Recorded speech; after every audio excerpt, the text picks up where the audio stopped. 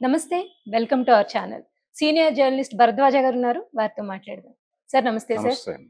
Sir 'Pushpa 2' గురించి చాలా viral అవుతున్న న్యూస్ ఏంటంటే, సినిమాని బాయ్కాట్ చేయాలి. ఎందుకు అంటే టికెట్స్ రేట్ చాలా దారుణంగా పెంచేశారు అని సార్.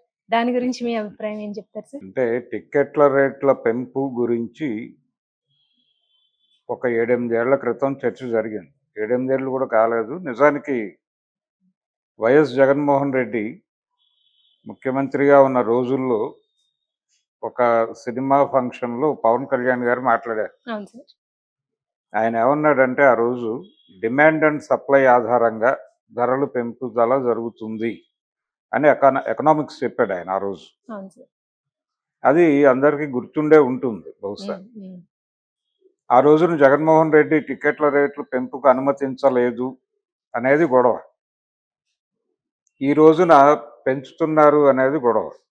అంటే అవును సార్. ఒకటి వాస్తవం ఏంటంటే మార్కెట్ ఎకానమీలో ఉన్నాం మనం. హ్మ్. ఎవరు అవునన్నా కాదన్నా మార్కెట్ ఎకానమీలో ప్రపంచం ఉంది అనేది వాస్తవం. అవును సార్. కరెక్ట్ సార్ అది. మార్కెట్ ఎకానమీలో ఉన్నప్పుడు పవన్ కళ్యాణ్ చెప్పినట్టు డిమాండ్ అండ్ సప్లై గొడవ ఉంటుంది. దాంతోపాటు ఆ ప్రోడక్ట్ని ఎలా అమ్ముకోవాలి అనేది వాళ్ళు ఒక డిజైన్ చేశారు. ఆ సినిమాకి విపరీతంగా హైప్ క్రియేట్ చేశారు. అవును సార్. దీనికోసం చాలా డబ్బులు వెదజల్లారు. హ్మ్. ఇవన్నీ కూడా రిటర్న్ రావాలి వాళ్ళకి. ఆ రిటర్న్స్ కోసం ఈ ధరలు పెంచారు. అయితే ఇక్కడ గొడవ ఏంటంటే ఈ టిక్కెట్ల రేట్లు పెంచటం ద్వారా ఎవరు వెళ్తారు ఆ మొదటి 3, 4 రోజులు ఎవరు వెళ్ళి కొంటారు ఈ టికెట్లు అంటే అభిమానులు కొంటారు. అవును సార్. అంటే హీరోలు అభిమానుల గొంతులు కోసుకు తినేస్తున్నారు అనుకోవచ్చు ఒక రకంగా. టు బీ ఫ్రాంక్ హ్మ్. మాట్లాడదలుచుకుంటే వాళ్ళు ఈ టికెట్లు కొనటానికి ఏమైనా చేయొచ్చు. ఆ డబ్బులు సంపాదించటానికి ఏ పనైనా చేయొచ్చు. అంటే ముఖ్యంగా యూత్ సార్ కదా సార్. హ్మ్. యూత్ అండి. ముఖ్యంగా యూత్. అదే యూత్ వాళ్ళ మూడ్‌లో ఉన్నప్పుడు హ్మ్. ఏదైనా చేసి ఆ డబ్బులు పట్టుకెళ్ళి అక్కడ అవును. టికెట్ కొంటారు. అవును సార్. ఇలా ప్రేరేపించటం అంటే హ్మ్. ప్రొడక్ట్‌కి ఒక క్రేజ్ క్రియేట్ చేయటం ద్వారా వాళ్ళని అట్రాక్ట్ చేయటం. హ్మ్. ఇదంతా ఒక డిజైనింగ్‌లో జరుగుతోంది. ఒక మార్కెట్ డిజైన్. హ్మ్. తద్వారా వీళ్ళ టార్గెట్ ఏమిటి? 2000 క్రోర్ క్లబ్‌లోకెళ్ళాలి ఈ సినిమా అనేది వీళ్ళు అనుకుంటున్నారు. హ్మ్. అందులోకి రీచ్ అవ్వటం కోసం ఈ కష్టాలు. కష్టమని మనం అనుకుంటున్నాం గానీ వాళ్ళు అలా అనుకోవడం లేదు. హ్మ్. ఇది ప్రోడక్ట్ తయారు చేయటము, ప్రోడక్ట్‌ని మార్కెట్ చేయటము, ఈ ప్రోడక్ట్‌ని జనాల్లోకి ఇంజెక్ట్ చేయటం. ఇది చాలా ట్రాక్ట్‌ఫుల్‌గా జరుగుతుంది. వాళ్ళు దాన్ని ఒక బిజినెస్ వేలోనే చూస్తున్నారు. కదా సార్. వ్యాపారం అంతకు మించి అదే ఏమీ సార్. లేదు. అవును. వ్యాపారం అనేది పరమ ధర్మం దీనిలో. హ్మ్. అంటే మార్కెట్ ఎకానమీ అనేది ఎలా ఉంటుందంటే పరుగు పందెం వ్యవస్థ ఇది. మీరు ఎంత పిచ్చి క్రియేట్ చేసి జనాలను అటువైపు డ్రైవ్ చేస్తారు అనేది మీ టాలెంట్. అవును సార్. దానికి ఎవరు ఎక్కడ అడ్డుకట్టలు వెయ్యకూడదు అని. ఇప్పుడు యూటర్న్ అవుతూ ఉంటాం మనం చాలా చోట్ల. హ్మ్. యూటర్న్ తీసుకుంటాం. యూటర్న్ ఉంది అక్కడ అనే విషయం వచ్చేవాడికి తెలుసు. యూటర్న్ ఉంది కాబట్టి ఆ యూటర్న్ అయ్యే వాళ్ళకి స్పేస్ ఇవ్వాలని వచ్చేవాడు అనుకోడు. ఎందుకు అనుకోడు అంటే తను వెళ్ళాలి కాబట్టి. యూటర్న్ ఫిలాసఫీ ఉంది అసలు. హ్మ్. యూటర్న్ ఫిలాసఫీ ఏంటంటే ఆ టర్న్ తిరిగేవాడు ఒడుపుగా తిరిగి అంతే వేగంగా వెళ్ళాలి. ఆ హ్మ్. నైపుణ్యం ఉంటే నువ్వు రోడ్డు మీదకి రా. ఆ నైపుణ్యం లేకపోతే నిష్క్రమించు. ఆ నైపుణ్యం ఉంటే రోడ్డు మీదకి రా, లేకపోతే పూర్తి స్థాయిలో అసలు రోడ్డు మీదకి రాకు. హ్మ్.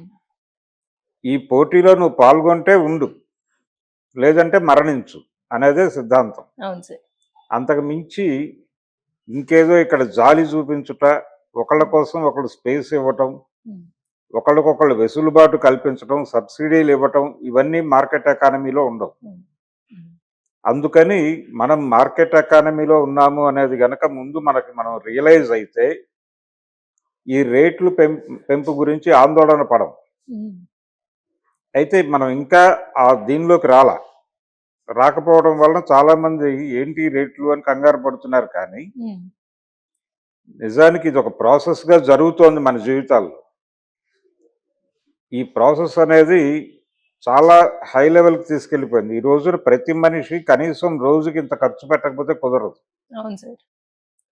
ఇంత ఖర్చు పెట్టి తీరాలి. ఆ ఖర్చు పెట్టడానికి అవసరమైతే గవర్నమెంట్ సబ్సిడీలు రకరకాల పథకాలతో మీ అకౌంట్‌లో డబ్బులేస్తారు. హ్మ్. ఆ డబ్బులు మీరు మార్కెట్‌లోకి వెయ్యాలి. ఇది ఒక నిరంతర ప్రక్రియగా జరుగుతోంది. అందుకని గతంలో ఒద్దికగా కాపురాలు గడుపుకునే వాళ్ళం మేము. రూ. 300 సర్దుకుని బతికేవాళ్ళం. ఈ మాటలన్నీ ఇదివరకు మాట్లాడేవాళ్ళు 90కి ముందు. ఏది ఇండియా ఎకానమీలోకి అంటే నూతన ఆర్థిక సంస్కరణలలోకి భారతదేశం రాకముందు నాటి పరిస్థితి అది. హ్మ్. ఈ రోజున రేట్లు ఎలా ఉన్నాయి అంటే హీరోల రెమ్యూనరేషన్లు కూడా అల్లు అర్జున్కి 300 కోట్లు అని ఒక ప్రచారం జరుగుతోంది. ఓహ్! హీరోకి 300 కోట్లు, డైరెక్టర్కి ఇంకొన్ని కోట్లు, కనీసం 200 కోట్లు ఇలా ఇచ్చుకుంటూ పోతే హ్మ్. ఆ సినిమా ప్రొడక్షన్ ఎంత అవుతుంది, అవును సార్. ఎంత రాబట్టాలి అనేది గొడవ. హ్మ్. అందుకని ధరలు తగ్గాలి అనేది పాత డిమాండ్, హ్మ్. ధరలు పెరగాలి అనేది కొత్త డిమాండ్గా తయారైపోయింది. పైగా దీనికి చాలామంది ఏం చెప్తున్నారంటే ఒక మోటివేషన్ ఉండాలా అంటే రూ. 1000 రోజుకు సంపాదించాలి కనీసం అనే ఒక మోటివేషన్ ఉండాలి ప్రతి ఒక్కడికి. హ్మ్. ఆ మోటివేషన్ లేకపోతే పరుగు పందెం వ్యవస్థలో వాడు పనికిరాడు. హ్మ్. ఏదో ఇంత తిని పడుకుంటాను అనేవాడితో మాకు అవసరం లేదు. వాడు ఏదో ఒకటి చేసి డబ్బులు సంపాదించి మార్కెట్లో ఖర్చు పెట్టాలి. అంటే ఏదో ఒక బిగ్ రెస్టారెంట్కి వెళ్ళాలి, లేకపోతే టూరిజం ఎక్కడికో చోటకు ఒక ప్యాకేజ్ బుక్ చేసుకుని వెళ్ళాలి. ఇది జరుగుతూ ఉండాలి నిరంతర ప్రక్రియ. హ్మ్. లేకపోతే ఎకానమీ డిస్టర్బ్ అయిపోతుంది. ఈ గందరగోళంలో ఉన్నాం మనం. ఈ గందరగోళంలోకి సినిమా పరిశ్రమ కూడా ప్రవేశించింది. ఓహ్! హ్మ్. ఆ ప్రవేశించడంతో ఈ టిక్కెట్ల రేట్లు పెంపు హడావిడి చూస్తున్నాం మనం ఇప్పుడు. హ్మ్. హ్మ్. వీళ్ళు మొదటి వారం మల్టీప్లెక్సుల్లో తెలంగాణ వరకు రూ. 580కి అమ్ముతున్నారు టికెట్లు. Okay sir. అయితే ప్రీమియర్ షోస్ ఉన్నాయి. అంటే రాత్రి 1 గంటకి పడే ప్రీమియర్ షోస్కి రూ. 1000 నుంచి డిమాండ్ను బట్టి ఓహ్! రూ. 1000 మినిమం, హ్మ్. 1000 నుంచి 10,000 వరకు అమ్మాలన్నది టార్గెట్. హుహు. కొనేవాడు కొంటున్నాడు, అదే సార్. ఆ! వెళ్ళేవాళ్ళు వెళ్తున్నారు, హ్మ్. టికెట్లు బుక్ అవుతున్నాయి అనేది వినిపిస్తున్న సమాచారం. హ్మ్. అంటే కనీసం 3000 రేంజ్లో బుక్ అవుతున్నాయి. హైదరాబాద్లో చాలా ఏరియాల్లో సింగిల్ స్క్రీన్స్లో ఈ షోస్ పడుతున్నాయి. హ్మ్. మల్టీప్లెక్స్లో మార్నింగ్ 5:40 నుంచి షోస్ మొదలవుతున్నాయి. హ్మ్. హ్మ్. ఈ 5:40కి అఫీషియల్గా వాళ్ళు బుక్ మై షో నుంచి బుక్ చేస్తున్నవి మాత్రం 580కి అమ్ముతున్నారు. హ్మ్. యాక్చువల్గా 5:30 వాళ్ళ ఛార్జెస్తో కలిపి 580 అవుతోంది. అవును సార్. ఇది నడుస్తున్నటువంటి వ్యాపారం. హ్మ్. గతంలో సినిమా టికెట్లు ఒకప్పుడు ఒక అంటే బాల్కనీ టికెట్ రూ. 1.80 నుంచి ఓహ్! 2.30 చేశారు ఒకసారి హుహు. కాంగ్రెస్ హయాంలో. ఇంకా ఎన్టీ రామారావు గారు రాజకీయాల్లోకి రాకముందే. హ్మ్. చేస్తే పెద్ద ఎత్తున ఆందోళనలు జరిగాయి. అంటే విద్యార్థులు వీధుల్లోకి వచ్చి సినిమా రేట్లు తగ్గించాలి అని, ఆ! టికెట్ రేట్లు తగ్గించాలని గొడవ చేస్తే అది రూ. 2కి సెట్ చేశారు. ఆ 30 పైసలకు తగ్గించి ఒక 20 పైసలు పెంచి. Okay sir. ఇప్పుడు అసలు ఎవరు రోడ్డు మీదకి వచ్చి ఆందోళన చేసే అవును సార్. పరిస్థితుల్లో లేరు. విద్యార్థులు ఆందోళన చేయటం అనేది వెళ్ళిపోయింది. హ్మ్. సో ఇదంతా ప్రతి ఒక్కళ్ళు దీనిలో ఉన్నారు. ఇది పెద్ద అమౌంట్‌గా ఎవడు చూడట్లేదు. చూడట్లేదు. హ్మ్. హ్మ్. కాకపోతే ఇప్పటికీ ఈ పాత దీంతో రిలేట్ అయి ఉన్న వాళ్ళకి మాత్రం ఈ రేట్లు కొంచెం భయపెడుతున్నాయి. హ్మ్. ఇంత రేట్లు అనేది. అలాగే ఈ సంపాదన లేని వాళ్ళు భయపడుతున్నారు. అవును సార్. సంపాదన లేని వాళ్ళని అసలు ఎకానమీ నుంచి వాళ్ళు ఎలిమినేట్ చేశారన్న విషయం వీళ్ళకి అర్థం కావట్లేదు. హ్మ్. ఇంత డబ్బులు పెట్టి సినిమా మేము తీయమన్నామా, ఎందుకు ఇంత రేట్లు పెట్టి అమ్ముతున్నారు అనే ప్రశ్న వస్తోంది. హ్మ్.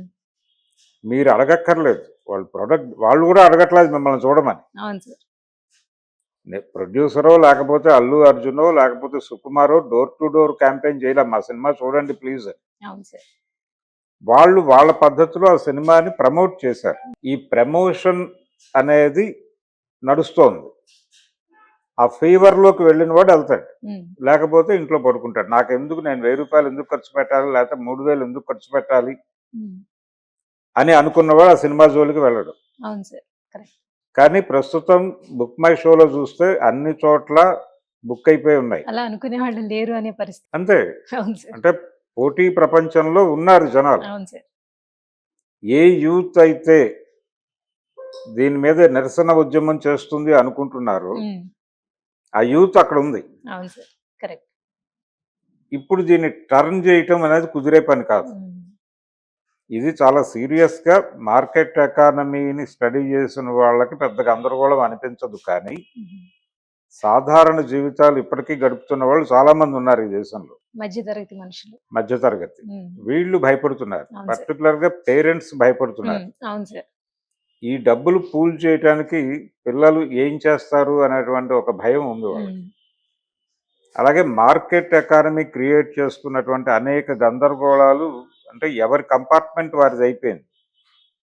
ఒక ఇంట్లో మొత్తం అందరూ కలిసి ఒక ఆలోచన చేసి ఒక ఎంటర్టైన్మెంట్ తీసుకునేటువంటి ఒక సందర్భం ఉండింది. కానీ ఇప్పుడు అలా లేదు. లేదు. ఎవరి కంపార్ట్మెంట్ వారిది, వారి కంపార్ట్మెంట్లో వారు ఉంటారు. వీరు వారి కంపార్ట్మెంట్లోకి వెళ్ళకూడదు. హ్మ్. అది వారి పర్సనల్ ప్రైవసీ గొడవ. వారు వీరి కంపార్ట్మెంట్లోకి రాకూడదు.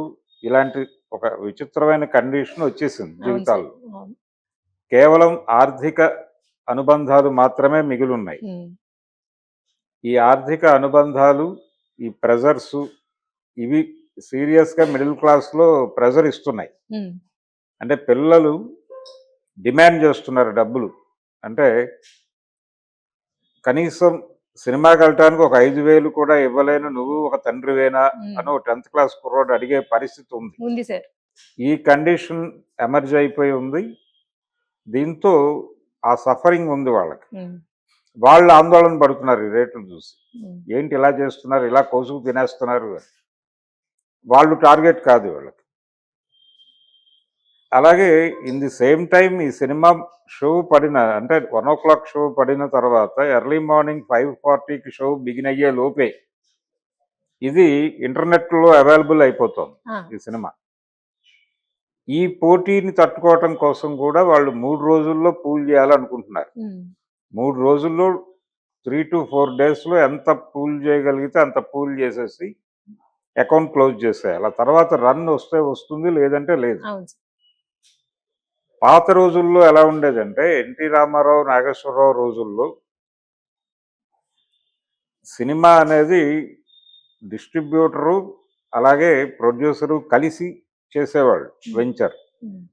నిర్మాత గారు ఒక కథ తయారు చేసుకుని, కథ తనే తయారు చేసుకుని, ఒక రైటర్‌ని పెట్టుకుని తనే కథ రాసుకుని, ఈ కథ ఏ డైరెక్టర్ అయితే బాగా తీస్తాడో ఆ డైరెక్టర్‌ని పెట్టుకుని, దానిలో మార్పులు చేయించుకుని, వాళ్ళిద్దరూ కలిసి విజయవాడ వెళ్ళి, అప్పుడు డిస్ట్రిబ్యూషన్ ఆఫీసులన్నీ విజయవాడలో ఉండేవి.